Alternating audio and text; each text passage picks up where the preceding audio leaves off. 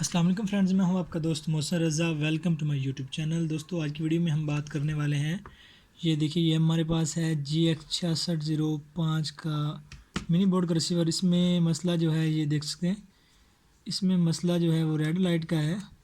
तो आज की वीडियो में मुकम्मल डिटेल के साथ आपको बताएंगे कि ये फ़ॉल्ट कैसे ठीक करते हैं और ये क्यों आया इसमें और इसको कैसे ठीक करना है। तो चलिए दोस्तों, शुरू करते हैं वीडियो। तो दोस्तों, मैं हर वीडियो में यही बात करता हूँ कि अगर आपको किसी चीज़ के बारे में नॉलेज नहीं होता तो आप उसे ठीक नहीं कर सकते। तो सबसे पहले तो आपको इसके वोल्टेज पता होने चाहिए कि इसके किस जगह पे कितने वोल्टेज आते हैं। अगर आप इसके बारे में जानना चाहते हो तो मैंने अपने चैनल पर मुकम्मल डिटेल के साथ बनाई है रिसीवर पे वीडियो कि उसकी किस जगह पे कितने वोल्टेज होते हैं, किस ट्रांजिस्टर पे कितने वोल्टेज आते हैं, इन सारी वोल्टेज के बारे में। अगर आप वो वीडियो देखना चाहते हो तो मेरे चैनल विज़िट कर सकते हो, अदरवाइज़ मैं डिस्क्रिप्शन में उसका लिंक दे दूँगा। तो सबसे पहले आपने इसके वोल्टेज चेक करने हैं। ये देख सकते हैं रेड लाइट पे ही है। तो चलिए हम इसके वोल्टेज चेक करते हैं। इसकी सबसे पहले फ्रेंड्स आपने सप्लाई चेक करनी है, इसकी ये पावर सप्लाई आपने चेक करनी है, उसके वोल्टेज चेक करने हैं। तो ये हमारे पास है 5, 15 किस वोल्टेज की सप्लाई लगी हुई है इसमें। तो चलिए चेक करते हैं। 5 वोल्टेज, ये 5 थोड़े से कम आ रहे हैं, तो बाकी इसमें चेक कर लेते हैं। हमारे 15 और ये हमारे 20 वोल्टेज, इसमें जो 5 वोल्ट हैं वो थोड़े से कम आ रहे हैं। यही वजह है कि हमारा ये जो रिसीवर है वो रेड लाइट पे है। तो मैं एक दफ़ा आपको कैमरा स्टैंड से उतार के आपको रिसीवर दिखा देता हूँ। ये है हमारा इसका बोर्ड और ये पावर सप्लाई का सेक्शन है, और यहाँ से आपको शायद फ़ॉल्ट नज़र आ गया होगा। तो इसमें मसला ये हुआ है कि इसका ये जो 5 वोल्ट पे कैपेसिटर लगा हुआ था वो जो है वो ख़राब हो गया। ये देखिए, ये फट चुका है। तो इसी वजह से हमारा ये जो रिसीवर है वो रेड लाइट पे है। तो हम इस कैपेसिटर को चेंज करेंगे। तो इसको पहले किसी ने चेंज किया हुआ, ये देखिए इस तरह कैपेसिटर होते, पहले ये इन्होंने रिपेयर की हुई है। तो यहाँ पे 5 वोल्टेज होते हैं और यहाँ पे आप जो हैं वो लगा सकते हो कैपेसिटर जो 16 वोल्ट, 10 वोल्ट से लेकर 16 वोल्टेज तक। तो चलिए इसकी सप्लाई को मैं बाहर निकाल लेता हूँ।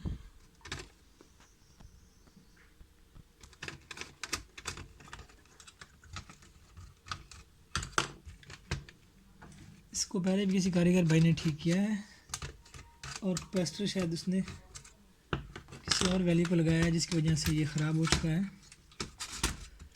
तो ये इसकी सप्लाई है।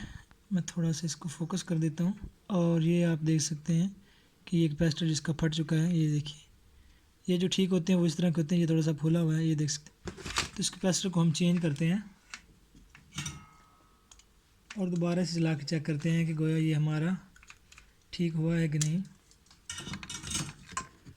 तो ये मैंने ख़राब कैपेसिटर निकाल लिया है, आप देख सकते हैं। ये इसकी आप हालत भी देख सकते हैं ये किस तरह से है।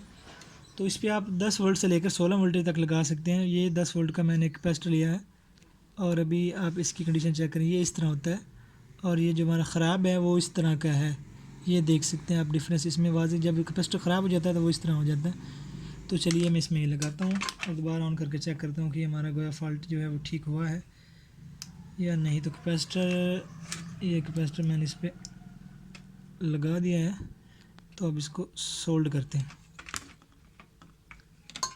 इसकी ये देखिए, कैपेसिटर लगाते हुए एक चीज़ का आपने ख्याल रखना है, इसकी नेगेटिव और पॉजिटिव होती है। ये जिस तरफ पे इसका निशान ये 0 से लिखा होता है वो ग्राउंड होती है, नेगेटिव होती है, और ये जो है वो पॉजिटिव होती है। तो उसका नीचे भी ये निशान बना हुआ है। तो हमने इस नेगेटिव को नेगेटिव की तरफ लगाना है और पॉजिटिव को पॉजिटिव की तरफ। नेगेटिव का नीचे उन्होंने सर्किट में निशान दिया होता है, तो आपने इसको वैसे ही लगाना है जिस तरह से उधर निशान हो। अगर उल्टा आप लगाओगे तो ये काम नहीं करेगा, बल्कि ये कैपेसिटर जो है वो ब्लास्ट हो जाएगा, फट जाएगा। तो आपने इस चीज़ का भी ख्याल रखना है कि अगर आप इसकी रिपेयरिंग कर रहे हो तो आपको इसके बारे में नॉलेज होना चाहिए। तो कैपेसिटर हमारा चेंज हो चुका है। तो दोबारा इसमें सप्लाई लगा के चेक करते हैं कि हमारा ये जो रिसीवर है वो ऑन होता है कि नहीं। तो ये हमारा ओके हो चुका। तो मैं इसमें इसका प्लग लगा देता हूँ, सप्लाई वाली केबल लगा देता हूँ इसमें। तो ये लगा दिया मैंने इसका सप्लाई वाला। तो मैं इसको ऑन करके आपको चेक करवाता हूँ। तो कैमरा में एक दफ़ा स्टैंड से उतार लेता हूँ ताकि कि भाइयों को ये ना लगे कि कोई फेक वीडियो बना रहे हैं। तो ये हमारे पास इसका सारा सेटअप है और ये इसकी तार मैंने इधर लगा दी है और ये देख सकते हैं रिसीवर हमारा जो है वो ऑन हो चुका है, ये देख सकते हैं आप फ्रेंड्स। और हमारा ये जो रिसीवर है वो बिल्कुल ऑन हो चुका है, ये देख सकते हैं, यहाँ से नंबरिंग आप चेक कर सकते हैं। तो मैं इसको वापस इसमें लगा देता हूँ, इसके नट्स भी लगा देता हूँ। ये देखिए इसके मैंने ये लगा देता हूँ, इसके 2-4 लगा, वैसे ऑप्शन 4 का होता है लेकिन 2 क्रॉस लगाए होते हैं। तो ये मैंने इसमें फिट कर दिया है। तो चलिए अब दोबारा से इसको लगा के चेक करते हैं कि ये हमारा फॉल्ट जो है वो ठीक हुआ है कि नहीं। और देख सकते हैं फ्रेंड्स, हमारा जो रिसीवर है वो 100% ओके हो चुका है। अभी हम ये देखिए, ये देख सकते हैं फ्रेंड्स आप, ये जो हमारा रिसीवर है वो बिल्कुल ओके हो चुका है, ये देख सकते हैं आप।